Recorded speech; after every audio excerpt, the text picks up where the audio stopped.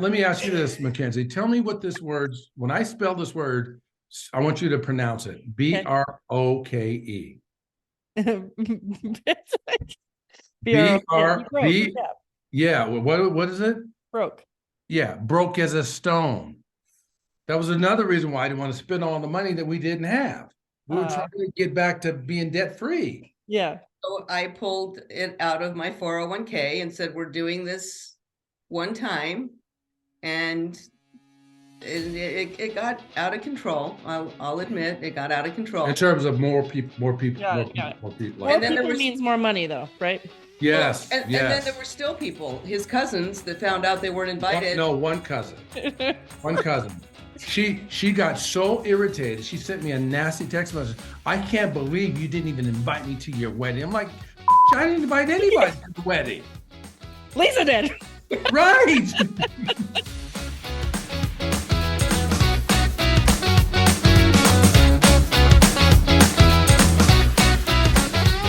Hey, so on today's show, we have Jesse and Lisa.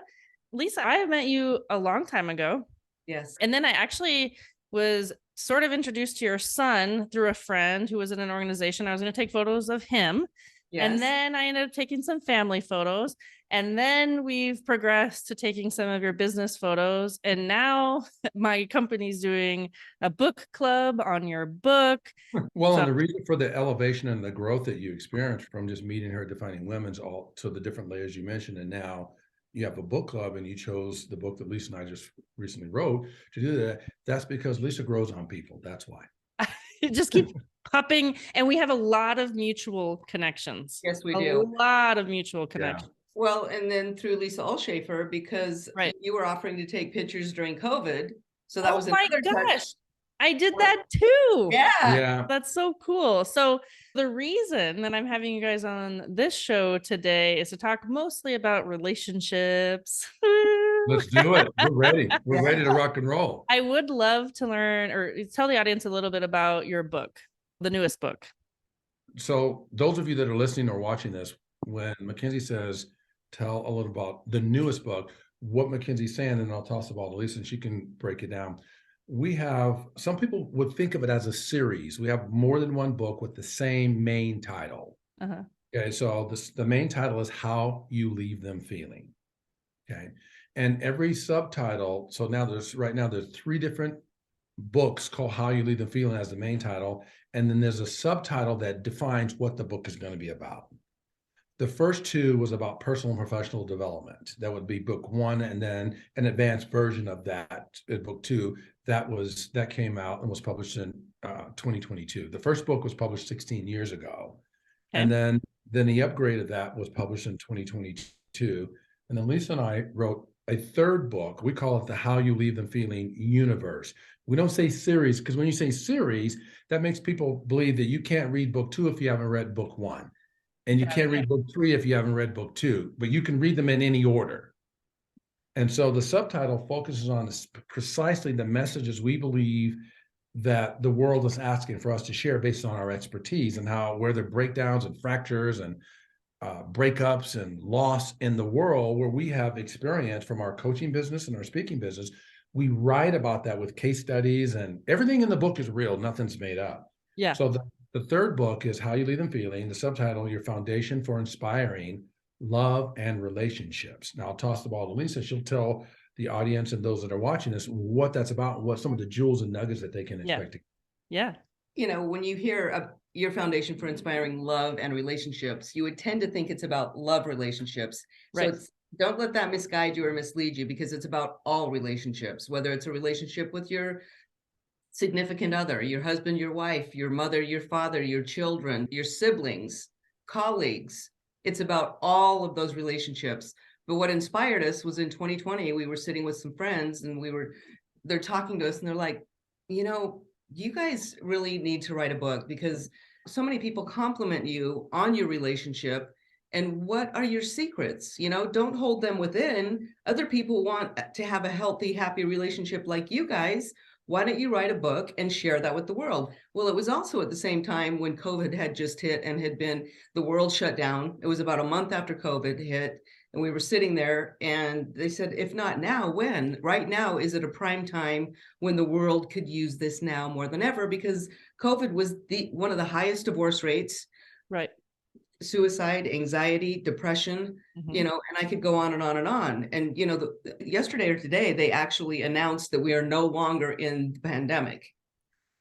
Well, to Lisa's point, actually, we had already started writing the book and they knew that but we had hit a major stall.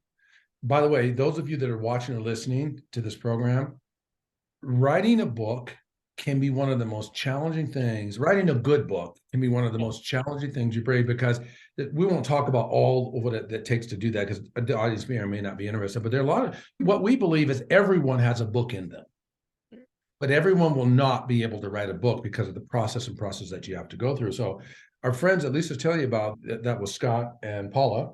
They I know them too. Oh my God. Well, you need to call them and tell them about this and tell them to watch the program. Because them. They inspired us when they got finished. It wasn't even a long period of time. When they finished coaching the coaches, we were inspired. We jumped on it and we never stopped. It never got any easier, by the way, but it was the inspiration we gained from Paula and Scott that said, they're spot on. The world is missing this, and we're missing an opportunity to connect with the world by not putting this out there. And and when we talk about relationships, we talk about how to live your life by design. So there's some life concerns in there too, not just, huggy kissy stuff. It's not all huggy. There's some huggy kissy channels in there. Yeah. But that's only to keep you glued in. Yeah. Got it. But, to Jesse's point, when all of the edits came in and we went through 9 different editors, when the edit came in and he said, hey, you want to review this edit? I looked at it and went cross-eyed, because my mind doesn't think scientifically or mathematically, and it was a mathematical equation. And I said, I'm out. Well, because what she's saying is, like, when the first editor, they do the line edits, and the line will draw down to what they're talking about. But when they have so many corrections, 489 to be exact. Well, no. Well, let me help them understand what Lisa's saying. We'll make this quick. What Lisa's saying, there were way more than 489 in that first one. Well, just the first edit. Okay. I'm not going to the second, third, fourth, okay, all the way to 9th edit. The first edit that I personally looked at. Well, fair enough. Can you feel the love, people? Yeah. So, and Lisa doesn't usually show this much love, so I'm going to let her have it. Right? She deserved it. She's earned it. It's hers. But to write a book does not need to take 8 or 9 edits. It depends on the book, of course, too. But for the type of books, the self-help books that we're writing, maybe roughly 3 to 4 edits would be quite sufficient. I won't get into why it took so many. Yeah. The 9th edit came because we had a person, her name is Cher Weldon. Cher Weldon lives in Houston, Texas. And she, when I wrote the first book before Lisa, when I sent it to the editor in Canada to have it edited, when it came back, I didn't like some of the stuff they did. And I told Cher and her partner Ann at the time, and they own an advertising agency. So they do all this kind of stuff all the time, not for books, but for advertisements. So they took it on and Cher edited. So I thought, well, let's have Cher take a look. I thought she might find, we literally had to buy the hard copy of the book. So we had a physical copy. So I'm thinking 4 or 5, maybe 7, maybe 6 or 7 mistakes. Forgot to cross a T, forgot to dot an I, maybe 1 misspelled word. How many mistakes did Cher find? Were there over 900 in that? No. So Cher had 400, just around 415 line edits that she corrected on top of the last editor. And then we felt so good about it. We ordered 500 books, and guess what? There's more. No, not that there's more. The first person who you probably know her too, Lilia Friedlander. Okay, well, that's only the one person we mentioned that you don't know. Yeah. Well, you will know her. Yeah, you will. Lilia Friedlander is a dear friend of ours and close friend of Lisa. She was the first one to read the actual hard code, and she found, because she knows the color code, because we color code their teams. She saw that there was a word duplicated on the color code that shouldn't have been duplicated, that all the editors missed. Boy. Yeah, it's a process. So, but there's even typos in the Bible. No book is perfect. The publisher said no book is ever perfect, no matter how many different eyeballs you have on it. It's factual. So it doesn't make you feel better, but it's truthful. Yeah. Well, thank you for sharing that. I will never write it, but no, just joking. More Did information. we inspire you? Yes. More information than all listeners and viewers were willing to take in. All good. So now you can ask any other question. Okay. All right. Here we go. So this podcast is about relationship, love, happiness. As you know, we're in the wedding space. For most of our listeners are kind of in a wedding, they're seeking out relationship advice, wedding planning advice, stuff like that. So I'm going to ask you some questions and you guys answer them, I guess. Okay, we'll do our best. So in the book, I did read the book. Or I listened to the book, by the way, and I do actually recommend the audio version, both wonderful voices, just so you know, Thank you. because I will stop listening to a book if I don't like the voice.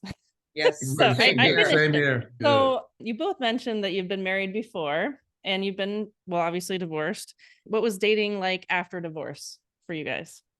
Dating after divorce for me was after the second divorce. I took a big look at myself in the mirror, and I had married the same type of man. And I thought, I need to do something and do a pattern interrupt to do something differently, to make different choices in the men that I've been choosing. So I went then on a personal and professional development journey to do some changes within myself to feel worthy of something better than what I was choosing. Because if I didn't make those choices and do the work, there wouldn't have been anything that would have changed. So not only did I like suck it up and eat it up, I was going to do this for a year. I went on a 10-year development journey of self-development. Lisa, by the way, if you're listening or watching this, that doesn't mean you have to do that duration. No. Lisa's going to explain why she likely could have made advances within the first year to 2 years, possibly.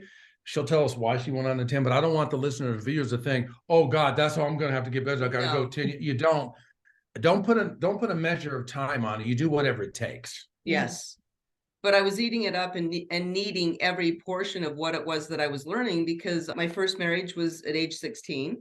Okay. So I did graduate high school, but my first job was at a TV station out of high school. So there was so much I felt like I needed to catch up on, that I was thirsting for it. And then including hiring a coach, and that coach being Jesse, and then the rest is history, clearly. Well, and then so Lisa's story is good for people to hear. My story, oddly enough, we didn't know each other at the time, but when I left my first marriage was for 25 years, and I thought it was going to be for life for sure. And I'm just going to tell you the reason why I left it. If you may wonder, but I want to tell you, if you're not, the reason why I chose to leave that marriage is because I believed that I had done all that I could do to help my former wife, live the life she desired or wanted, but she was stuck in her upbringing. Some of the things that happened, she was from Portugal, and some of the things that happened in that culture in that time period. So she literally, if she brought it up, she'd start crying like it happened yesterday. And I'm like, this is like 45, 50 years later. You gotta figure out how to get that corrected. Otherwise it's like an albatross around your neck. Anyway, once I realized that I wasn't going to be able to help her anymore or help her do that. Because you need to help self. Right. Yeah, of course. You don't want to help yourself first. You can want something for somebody all day long, but you can't change somebody. They've got to want to change with themselves. Correct. And once I realized that wasn't going to happen, I did not want to live my next 50 years or next 30 to 40 years like my last nearly 30 years. So when I left, first I thought she was the reason why I was leaving, because she didn't do this, that, and the other. But when I got solitude, I thought, wait a minute, it takes two to tango. Maybe there's some things for me to learn. Well, there were some behaviors and things that I could have been better at too, that I didn't realize until I wasn't in that situation. And codependency showing up in there too. Yeah, because I love serving, and you have to be mindful. If you're someone that loves giving and serving, be mindful not to be over serving and over giving, because it's a waste on both sides. So if there's someone else looking to gain from whatever you're looking to give, make sure you do that in proportionate, measured fashions, not just give like it's going to make the relationship any happier, because it doesn't. Which we talk about relationship equity in the book. Yeah, we do talk about relationship equity in the book. And we also, one of the biggest things that I can tell you, the biggest thing that I brought from the first marriage as a value piece to not duplicate was, and you said you may have talked about, I'm just going to bring it up, was house rules. Yeah. And what house rules are, I came to Lissa because I realized I never really knew what she really wanted and needed for herself, because she never asked. She never told me, and I never asked. And she never really knew what I wanted and needed, because I never told her and she never asked. We just, like we said, we expect people to read our minds on it. You should just know. How should you not know? Let's have a conversation about it. Love's going to carry you through. Yeah. Communication I know. going to carry you through. Yeah. That intimate connection that you have is so strong, doesn't cover everything. Yes, it's an important asset, but it doesn't cover everything. Right. Well, with Lissa, I came to her and I said, I have an idea, and this is just for us to play around with. If you don't like the idea, that's okay. So we can, first off, we can call what I'm about ready to share with you an agreement, or we can call it a rule. Either way, we chose house rules, but it really is an agreement. Right. And I said, I want you to be able to live in our home the way you would live in it if I wasn't here.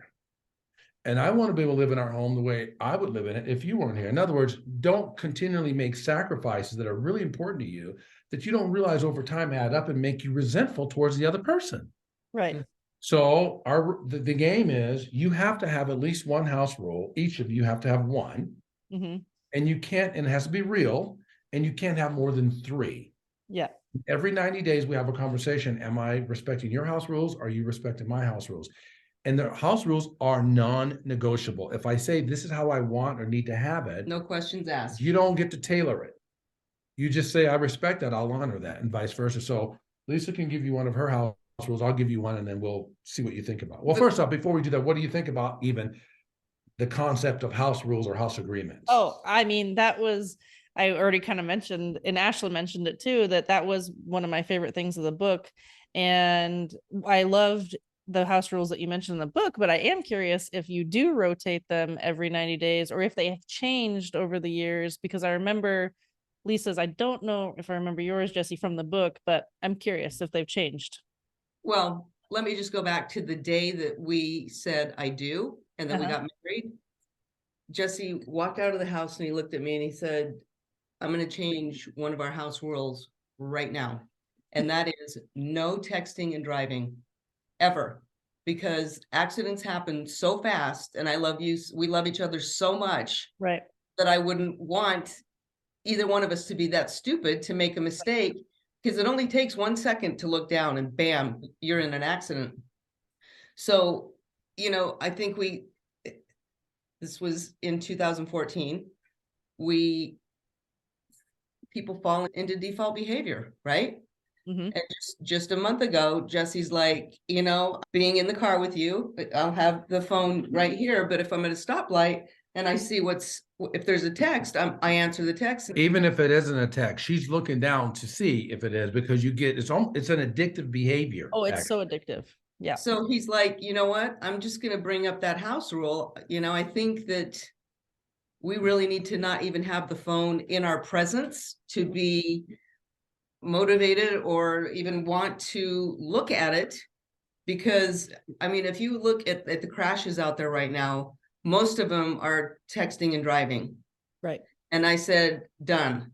And so we were driving the other day, he was at my side and the phone was there, and he goes, because I went right back into the behavior if it's sitting there.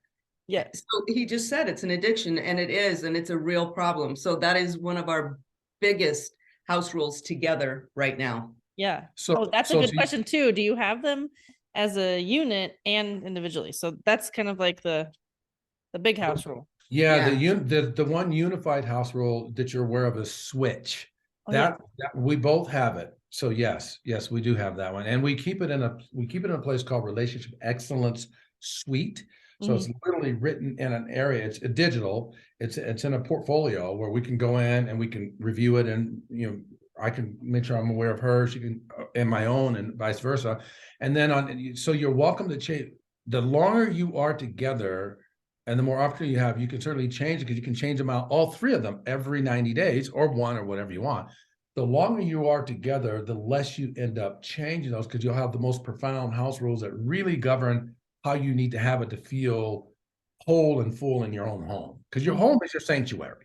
But if there is some an area that comes up, and you really should review them at least 90 days, but maybe even once every 30 days. If there's something that you see that would be easy to talk about during the time when you're going to switch out a house rule, that's a good time to bring it up, because communication is one of the toughest things in a relationship.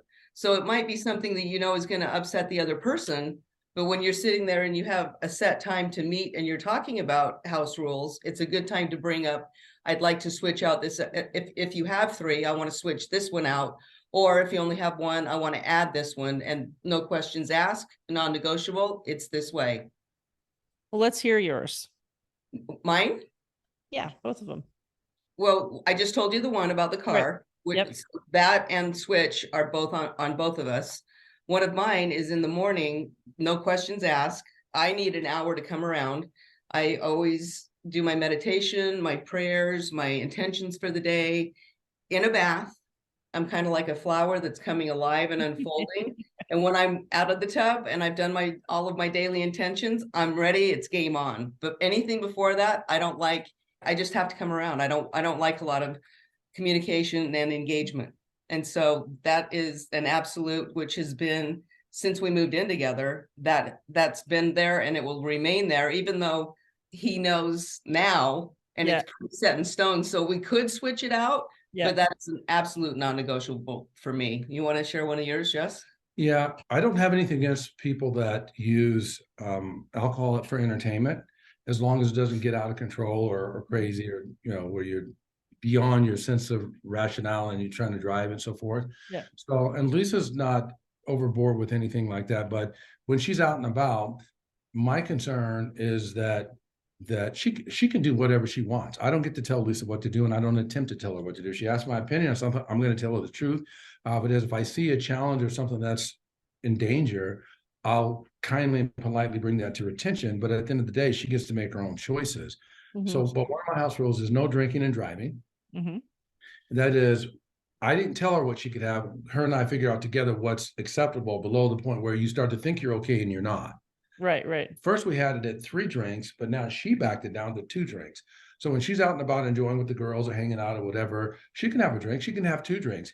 But if she wants to have more than 2 drinks, she either has to spend the night where she's at, call you, or an Uber. She has to decide before she starts to have the drink that I want you to come pick me up, because you're not going to decide that after, because you think right. You think you're okay and you're not. Right. Mm-hmm. So I can come and get her. She can spend the night, or she can take an Uber home. But no, the rule is no drinking and driving, because I don't want to sit here and worry about, is she okay and is she going to hurt anybody else? Right.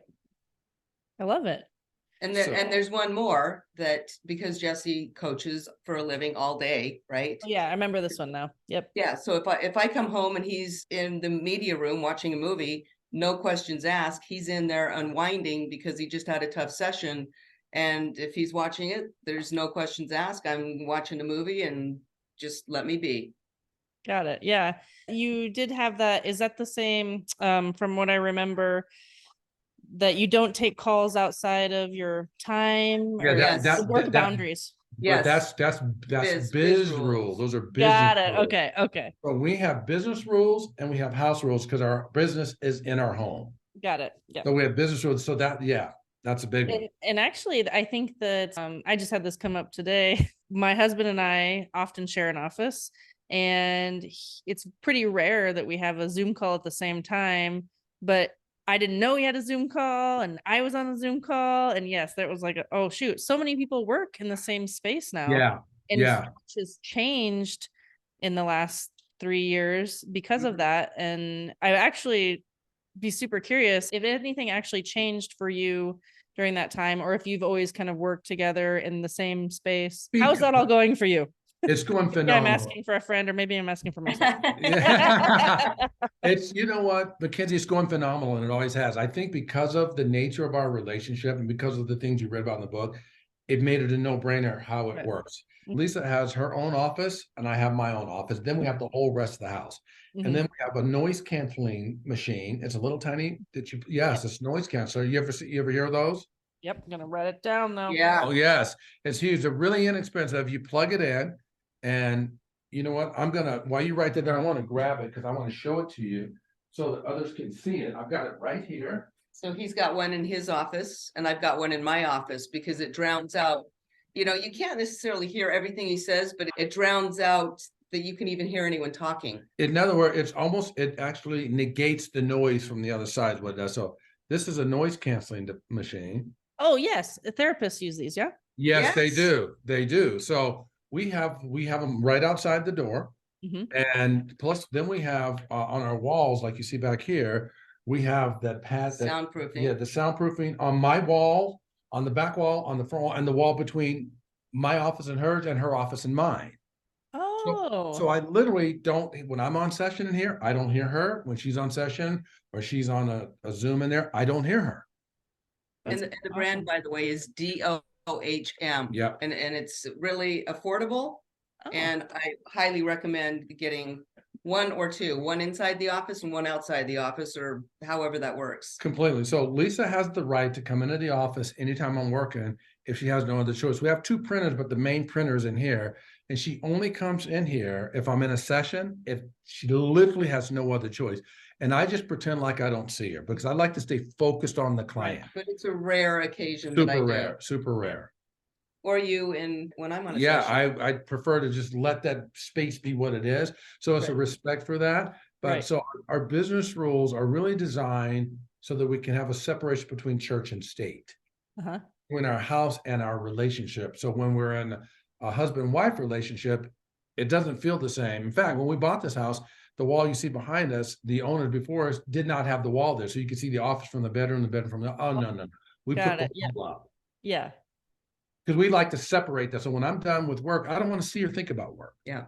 Yeah. That is probably one of the hardest things about running a business, in my opinion, is that separation, especially if you work from home or, you know, you're always on. Yeah. And I've done those separations too. Like, you know, I always heard like, just shut the door and like leave the space. Yes. That's what we do. We literally close off the room so you can't see inside of it. And then you start thinking about life. And so if your door is closed, you need to let him know when my door is closed, you can't just walk in at any time. Right. So talk through that. Cautious. You know what I mean? Or have a sign on the door that says do not enter and honor the sign. Because if I'm behind a closed door, I need my privacy. 100%. Whatever it is you're doing, whether you're working or just need your space. Yeah. But there's one other house rule. I know we're going back for business rules. House. I love the house rules. I want to share this with you because this is for anybody, because I don't want to put men do this and women do that. But likely more men would value from what I'm going to say than women just because of our hard wiring. Yep. And one of my favorite house rules is, and this is really hard for Lisa because Lisa is a no conflict, no confrontation kind of girl. So for her to do what I'm asking you is still extremely hard for us. Not that she can't do it. It's not going to come top of mind to her because she's not hardwired. Not because she's a woman, because of the way her mind works. Right. This one is no mind reading. If there's something going on with you where you're out of sorts or whatever, something you're bothered by something or irritated or don't feel well, whatever it is, whether it's emotional or whatever it is, speak up. Right. Now, she can do whatever she likes with that, but come to terms with what it is. And if she needs time, say, listen, I'm just going to need some time to be determined, or I need an hour, or I need a day, or I need to drive, or whatever it is. Right. Do what you need to do for yourself, but don't make me read your mind and try to figure out what the hell's going on. Even if you don't know what it is. Say, listen, I don't know what's going on. I don't feel myself. I don't feel right. It's nothing against you. Something's going on. I'm not in the right place. Speak up. Right. Because a lot of times we start behaving oddly and we make each other read each other's mind and you're freaking guessing. Sometimes it has zero to do with you. Or if it has to do with me, say, you keep not letting the bath water out. Wash out the tub. Why don't you? You know, whatever it is, you know. Or you talk too much. You need to listen more. Just kidding. I'm Lisa Lissa. He's Just Talk. Right? I didn't say it. You said it, Lisa. But I can listen very well. I have no problem shutting my mouth. By the way, I'd like to consider myself a pretty accomplished speaker, and the best speakers know when to shut the hell up. So just keep talking because you can. Right. That's very true. Well, actually, I want to you're talking about business and you're talking about this when I see you in real life. And now I get to talk about like your personal life a little bit. So it's such a treat. Actually, tell me a little bit about your wedding, your two wedding. Did you have a traditional wedding? Did you elope? Did you blend families? Tell me all about that. Just you can say what you wanted and I'll say what it turned into. My preference would have been an individual one-on-one wedding Mm-hmm. with no other people that we know. First off, I have nothing against pomp and circumstance weddings. If you want to do poo-poo shishi and spend thousands or tens of thousands, or in some case, there are actors and celebrities that spend millions of dollars on the wedding. I have no problem with that. I don't see that as a respectful investment for me. Mm-hmm. I'd rather spend those tens of thousands of dollars on us and our relationship and our life versus a pomp and circumstance. Right. That's just me. Mm-hmm. So I prefer the one-on-one. I don't want or need pomp and circumstance. I don't like being the center of attention either. Mm-hmm. So I prefer not all eyes to be on me because it's just the two of us up there getting married. Uh-huh. So for me, my preference would have been one-on-one and just the two of us. The people that want to come to our wedding, help us stay married. You want to be a part of us, help us stay married. You don't need to be at the pomp and circumstance. Right. Put the investment in the long term of the wedding, not the hour or 2 hour, 3 hour program. Right. So I have 3 children. Uh-huh. And I said, we have 3 children now. that she had for us.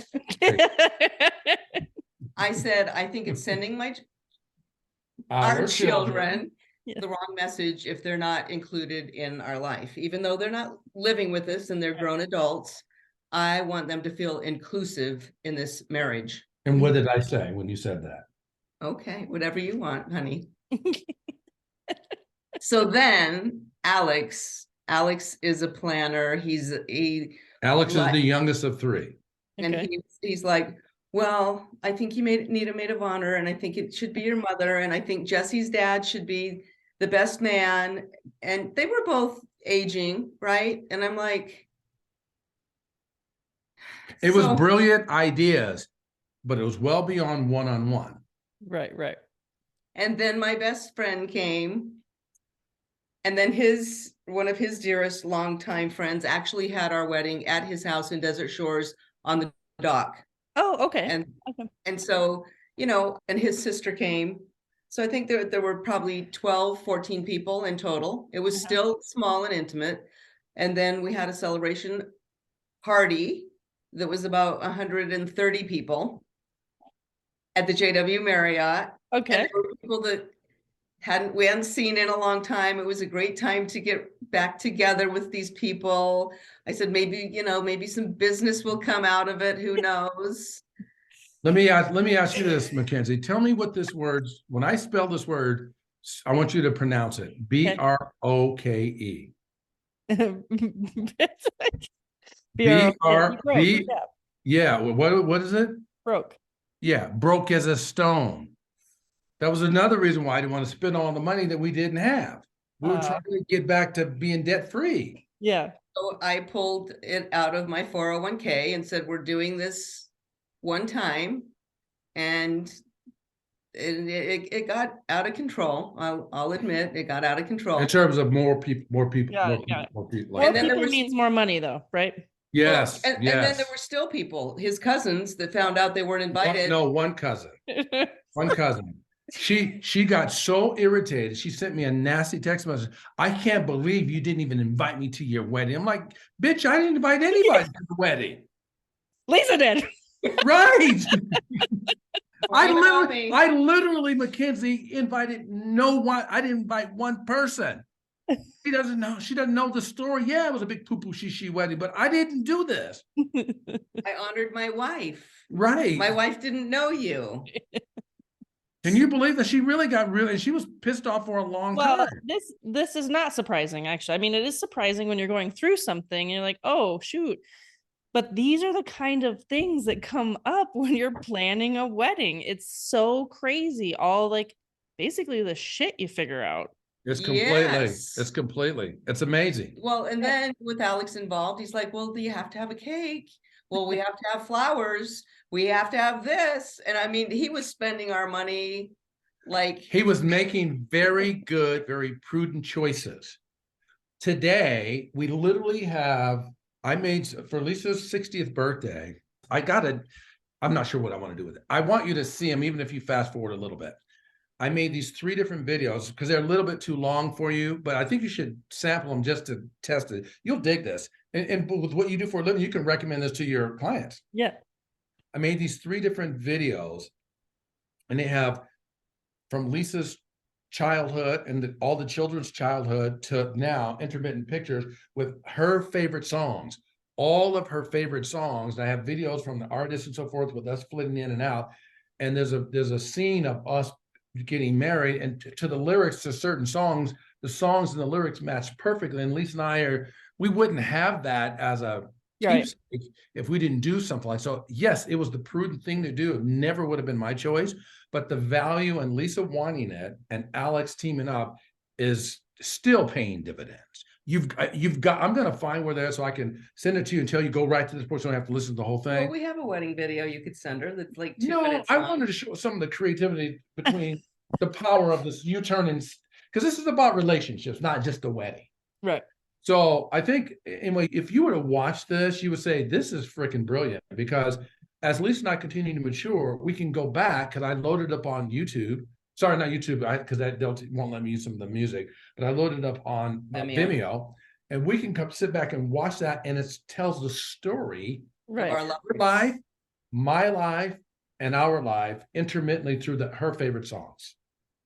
That's awesome. It's way cool. It's really way cool. And we wouldn't have those images if they didn't do that pomp and circumstance, poo-poo shishi kind of way. If they didn't do Well, it. they did it. I just participated. You like the language? Yes. He gets paid by the word, so it was they that did it. McKenzi, answer me this, McKenzi. Through this program so far, have you heard me say once that I wanted a poo-poo shishi wedding? No. Did it sound like I made any investment towards the poo-poo shishi wedding? No. Did I invite anybody to the poo-poo shishi wedding? No. Okay, they did it. But you still did you have fun?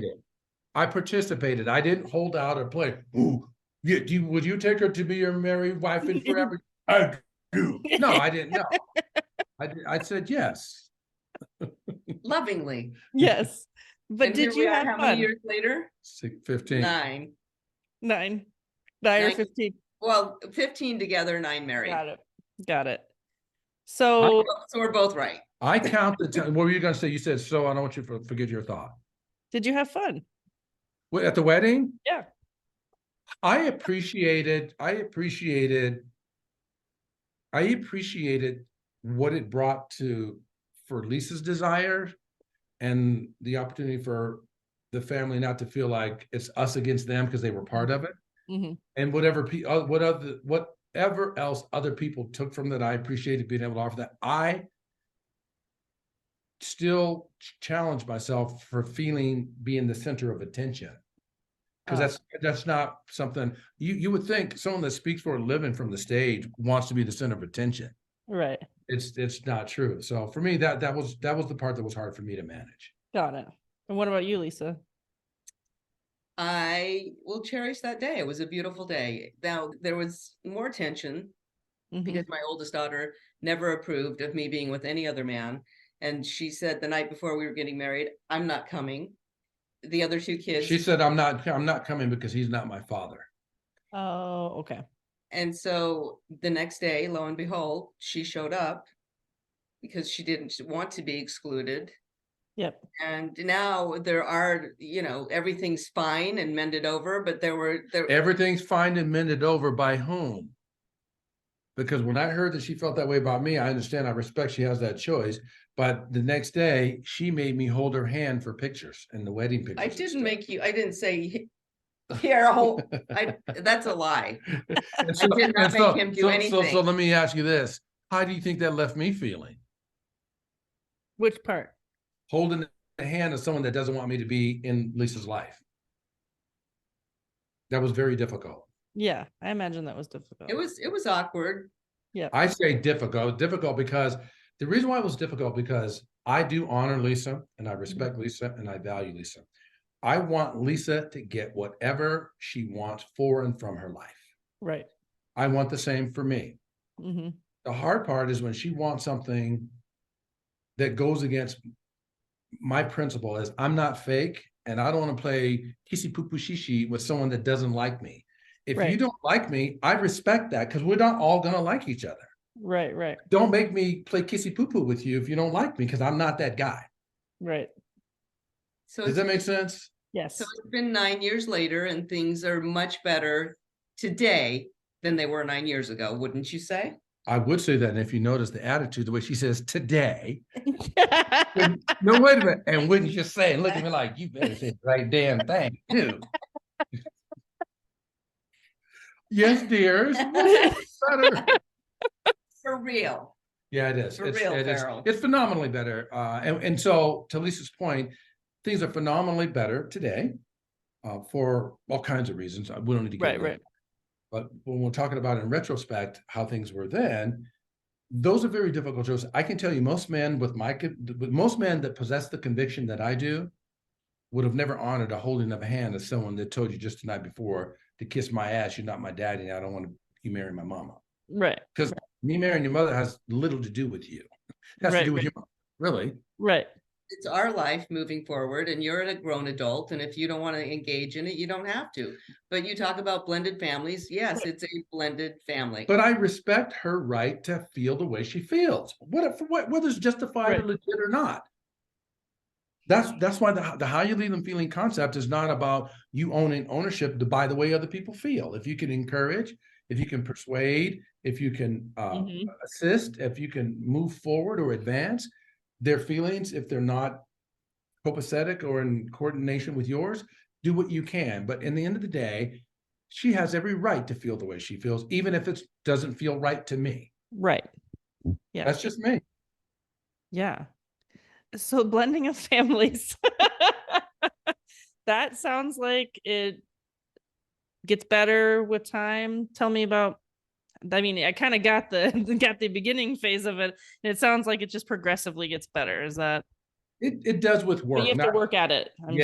Definitely. It doesn't just happen. Yeah. And I don't think of it as blended families, although I know that is what technically, if you want to or put it in a position, that is what do you think of it as? I think of it as just organic development and structured development. There's some structured development that we do that we believe makes sense if those other players are willing to play along with it.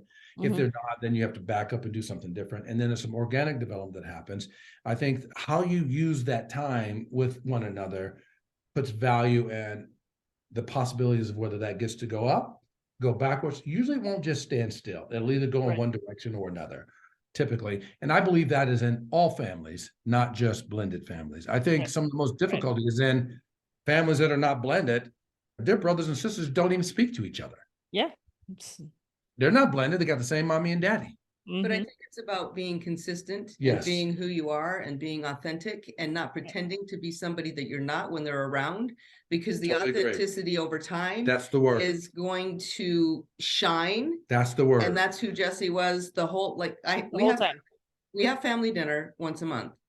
You can choose to come or you can choose not to come. Our house is open on this day for family to come and enjoy a nice meal and talk. Right. You can come, and through time and time again, through being consistent and showing up and doing things that he does. I think it was a Christmas 3-4 years ago that she wrote him a really nice card and apologized for her behavior. Which she did not have to do. Right. She didn't have to do. I didn't prompt her. No, not at all. And I would go with Lisa in saying it's about authenticity, being real. And if you just think about how your behavior and how your investment and engagement or involvement or lack of leaves other people feeling, it could dictate what you do or don't do. If you just think about the concept of how would this leave that person feeling? Right.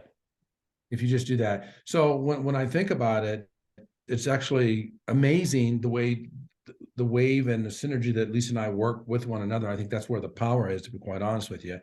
And the long-term relationship in terms of the growth of the family is not just dependent upon us. They have to have a stake in the race as well. If they don't have a horse in the race, it doesn't matter. It can't be one-sided.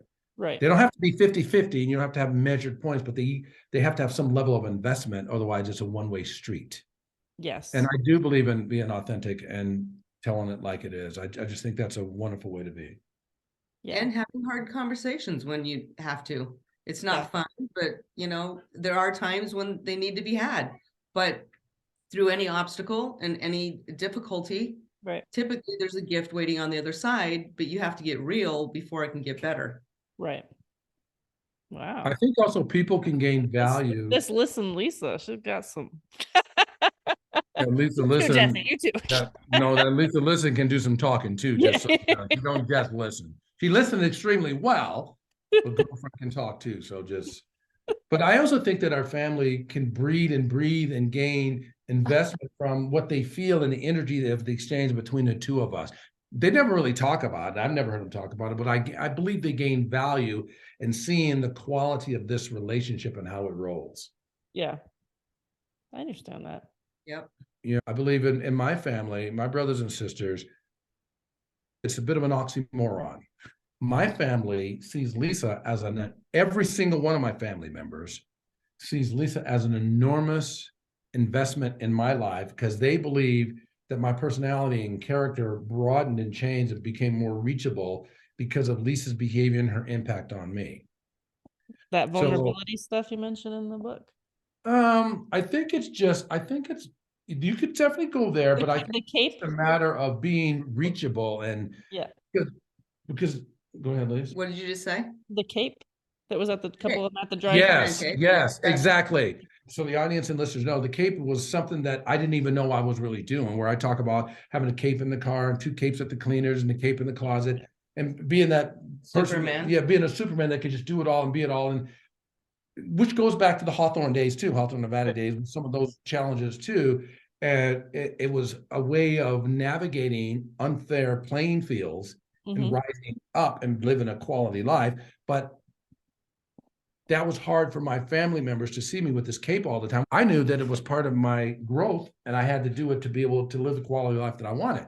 Right. So in that particular sense, I'll say that in the early days, all of my family's perception of Lisa being part of my life, they thought it was enormously great, every single one of them. And on Lisa's side, they may not have felt it was enormously great. Whether they did or didn't, I'm not going to speak for them, but it was what's the oxymoron is one side of our family felt, wow, thank God for Lisa. And the other side of our family, not all, but some thought, really? You know what I mean? Well, I mean, I don't think Alex ever felt that way. No, I don't think he did either. And teenage girls are teenage girls, Yeah. So I think Alex was grateful for Jesse all along. Jesse's been in Alex's life since he was 10. Okay. He hasn't tried to father him. Nope. He's been his friend. If I've had tough conversations that need to be had, I will have a conversation and I will have the conversation. And there was one really tough conversation before Alex went off to college that I said, he's not listening to me and my voice is not being heard anymore. Man to man, you need to have this conversation. And if he ends up not liking you afterwards, I'm going to need to deal with that. But if somebody out of love doesn't tell him what he needs to hear, he's going to go to college and somebody's going to smash his face into the ground. And I had that conversation and it didn't go over well with him at the time. But when he thought about it, he's very intelligent and he's got a well-rounded characteristics, not just IQ. He actually apologized for the behavior and flipped in a positive way, went direct. So Alex and I have a really an incredible relationship. I think the older Alex gets, the more powerful the relationship will embrace. It's never been bad. It's always been good. And we can talk to each other about anything. And it's no surprise that Alex is a profound speaker himself. Oh, great. Awesome. And growing up gay and growing up Black, they both had challenges. And they can both relate to each other. There isn't anything that either one of them won't say to each other. And that'll forever be blessed for. And Alex and I have never once had an argument. Not one argument. We've had conversations. And I'd say 99% of them have been, steroids and flying high. And the ones that are challenging are just a challenging conversation. That doesn't mean it has to turn into an argument. Yeah. Actually, that's a good thing to talk about. Arguing. Yeah, I mean, we could be here for days Yeah. talking about jewels and juicy nuggets. Yeah. Yeah. Gosh, what time is it? Well, how Right. long did you want your show to go? Yeah. Yeah. This might be 5 segments with Lisa Right. and Jesse. Right. Well, I mean, I have so many things that we could talk about, but I do think that so many of these things that I want to talk about, you can easily find in your book. And I want to encourage our listeners to find out more information about your book. How can they find the book? Where? Give us all of the places. Let's give you that. The first thing I want to go, a few chapters I want them to think about is friendships, love, and marriage, and those special bonds. That's one of the chapters. It's a huge chapter. I think also my favorite is number 10, turning a crisis into abundance. Turning the crisis into abundance is her favorite. I love that chapter too. My favorite is building unbreakable relationships. That's chapter 9. So think about building unbreakable relationships. How do you do? We Chapter 3, building relationship equity. That's about me and my friend and my personal story. Yeah. Is that with Ida? Yes. Okay. Exactly. Well done. Yeah. Nice. Good call. Good call. I also like living life by design. I mean, not to measure one chapter against another, but living life by design. We're not taught to live our life by design. We're taught to follow the crew at chow time. Go to school and get good what? Grades. So you can get out of school and get a good what? Job. Hello. We're all taught that. So you can hopefully work as long as you can and then retire and then do what? Then enjoy life after retiring. Bullshit. Right. It's retire and die is what they teach us. Yes. They don't teach us how to enjoy life after retirement. Nobody talks about that. No. I mean, but that's what I've been. Oh, then you'll enjoy life after retirement. You are a smarty pants. Most people are not. People are not taught that. They're taught to retire and then die. Most people do nothing. Most people do nothing after retirement because they're so burned out because they've been at a job for 30 or 40 years. The average age that people live after retiring and doing nothing is 6 years. We're taught that stuff. Right. We say, do it differently. Break that chain, that old getting ready stage, get a new getting ready stage. Focus on your attitude. Be focused on what is your attitude and what adjustments to your attitude do you need to make to live the life based on life circumstances. Right. We're all going to have peaks and valleys and ups and downs. Nobody's all up and nobody's all down. Right. So back to the book. So you can we prefer that they buy it from our website at jesttalk.com, www.jesttalk, jesttalk.com. The reason why we wanted to buy it there. Under resources and books. Go to the resources at the top right and then click books. The reason why we want that is because then we can inscribe it personally. If they buy it from a bookstore, which we're in we're in over 100 bookstores, but then we can't personalize it. Yeah. If they buy it from Amazon, they're not going to get a better deal. We can't personalize it. And Amazon takes 70% of the money. Oh, and 70%. And Audible is a much better deal. And a lot of people want to consume it by Audible. And I'm one of those people. Audible.com. Anybody that I know that's read the Audible book version wants to buy the hardcover to do the exercises and not have to go to the website to download the exercises, but to actually have the book to be able to follow through and highlight all the things that they like. Yeah. I can relate to that 100%. Yeah. So those are the best ways they can get them, because then it allows us to personalize it for them. And then if they want to buy in volume, tell them to reach us at, do you want your email or my email to reach us for volume purchase? Whichever you go ahead. I would just do it to Lisa Listen, all one word, the number 9 at jesttalk.com, because she'll be readily faster to get back at that. If someone wants to buy in volume, let us know, and then we'll give discounts for volume purchases, whether buying 5 or 10 or and let 4. us not leave this consideration out, is that 20% of the proceeds of the books are going to education. The James Farrell Athletic Scholarship in Mineral County High School, which is where Jesse was raised in Hawthorne, but his brother was a firefighter. He's the hero of the town. No one has broken the record from 1978. 74. From 1974. No one's broken any of the records that his brother broke. So we're doing a James Farrell Scholarship for the town. And then with communities and schools where Alex works, we are donating 20% of our proceeds to at-risk children and helping empower their lives to get a better start. Oh, I So, love that. That's So- what we're doing with the proceeds. so buy one case and then we'll donate the other case to these two beautiful causes. Awesome. I love that. Yeah, it's cool. We're looking forward to it. We've already chosen the scholarship winner. I'm not going to say it out loud in case someone gets this. I don't want them to know yet, but we've chosen the scholarship winner of the student athlete scholarship for Hawthorne, Nevada, Mineral County High School. We've already chosen. We got all the participants sent to us. I went through them all and we've chosen the one for that one. So we're already going to gift our first one here in 2022 year based on the proceeds that we've gained so far to this to give back to people that may have challenges getting their start in life. Yeah, I love that. And then you're also speakers and coaches. Just Yep. give us everything. Tell us Yep. everything what you do. And you can find Inspirational.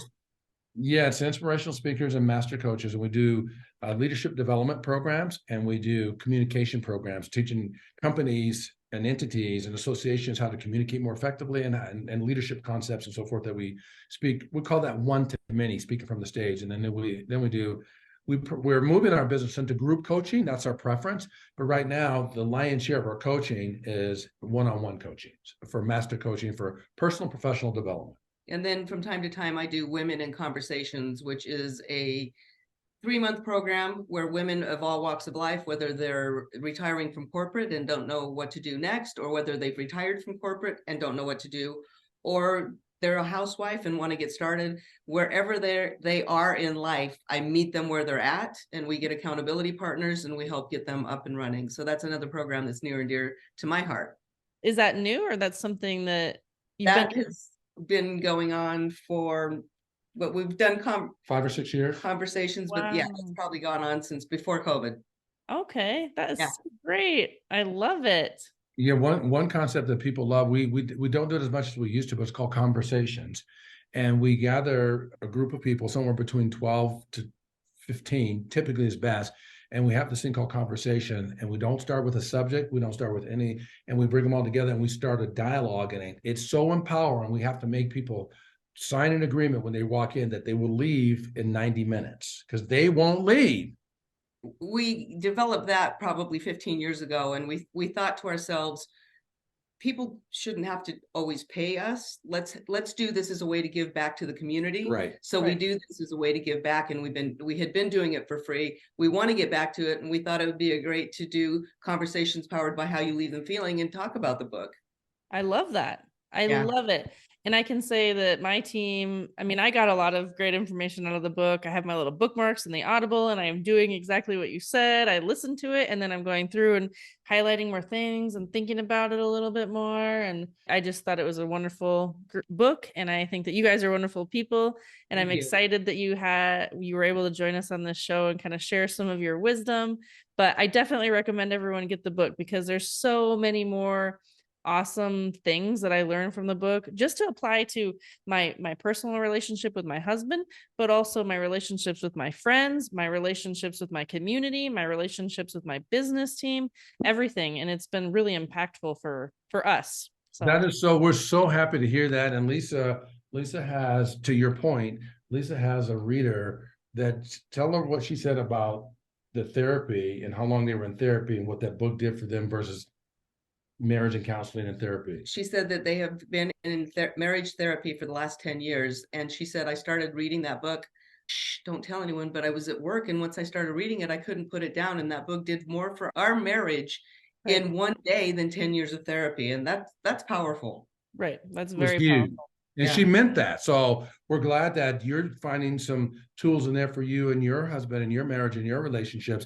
And some folks from your book club were happy because our whole goal was to gift to the world tried, true, tested experiences and tools that actually work. And they're simple. They're not overly complicated.